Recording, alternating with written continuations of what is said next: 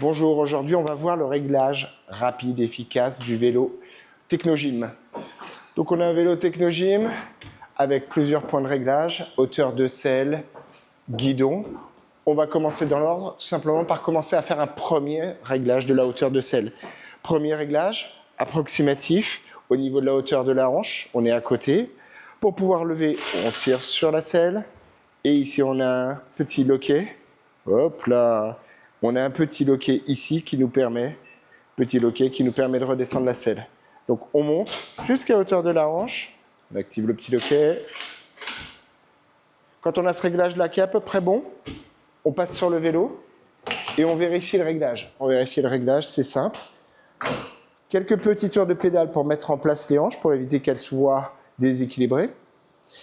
Ce qu'on veut, c'est que quand le pied est vers le bas, avec une position neutre, la jambe ne soit pas tendue comme ici. Ici, on est un peu trop haut, donc je vais attraper le petit loquet et descendre d'un cran ou deux. Souvent, au moment où on fait ce réglage-là, on bascule les hanches. Donc là, on peut se dire, ah, ou on descend le talon, ah, j'ai la jambe tendue, ça ne marche pas. Non, on fait quelques tours de pédale pour remettre les hanches en place, on se remet bien dans le centre de la selle et on s'arrête en bas. Et avec une position neutre, là on voit ici qu'on a une légère flexion, on peut éventuellement ajuster. Et là, a priori, on est bien en termes de hauteur de selle. Le deuxième réglage qui est important, c'est l'assise avant-arrière. Ici, vous avez un petit loquet. Hop, je passe à côté. Juste là, on a un petit loquet qui permet de déverrouiller la selle et de bouger d'avant en arrière. Donc là, c'est en position neutre, donc au milieu. Et là encore, on va tester. Il n'y a pas de réglage parfait. Il y a des réglages de base qui correspondent à tous ou à la plupart.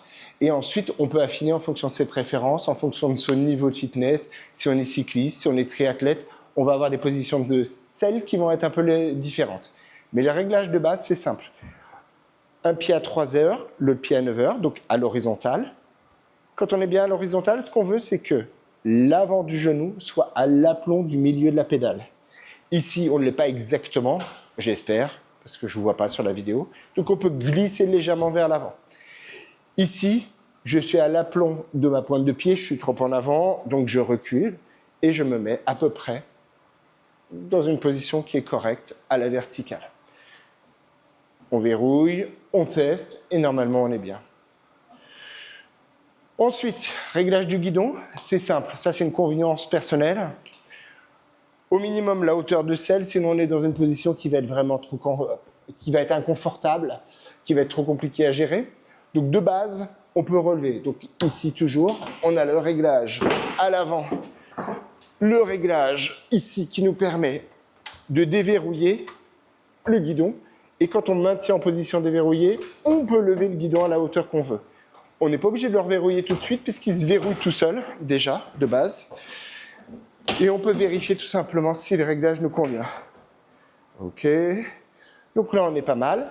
Même chose que pour les genoux, on n'est jamais en position bloquée. Donc ici, il faut toujours avoir une légère flexion au niveau du coude. Ok. Là, on est pas mal. Si on veut changer, on adapte vers le haut, vers le bas. Et une fois que c'est verrouillé, ça ne bouge plus. Ok. Enfin, dernier réglage, c'est le réglage de l'avance du guidon. Même chose que pour la selle. Donc ici, on a un réglage de base. Le réglage de base, il est simple.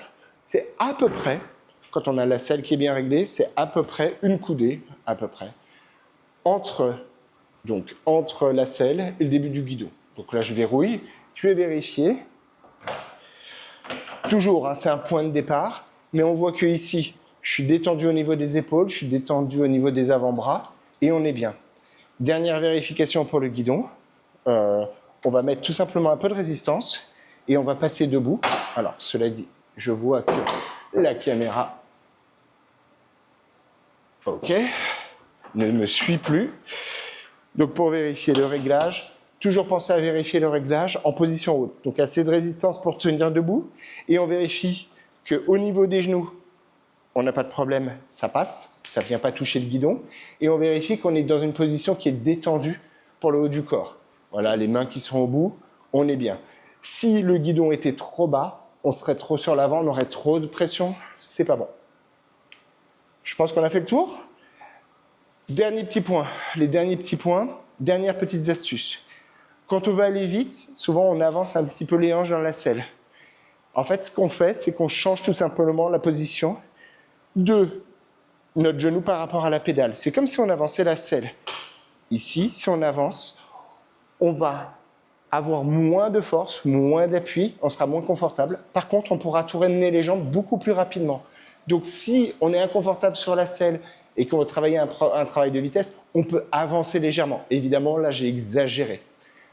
À l'opposé, si on veut faire un travail qui est plus en force, avec des phases de montagne plus importantes, pour activer la chaîne postérieure de façon plus importante, on va faire l'inverse. Et au lieu d'avoir ma position neutre ici, je vais aller en butée, pas en butée, on n'est pas obligé, mais reculer, et ça va me permettre de pouvoir pousser plus en force vers l'avant, plus en force vers le bas. Mais attention, il faut toujours rester modéré. Ce qu'on veut toujours, c'est quand même que le point d'appui soit à peu près à la verticale du genou. Sinon, on risque quand même des soucis à terme. Donc pour la vitesse, ce n'est pas un gros souci, puisque c'est une position qui est plus utilisée par les gens qui font du contre-la-montre ou du triathlon. Donc c'est une position qui existe.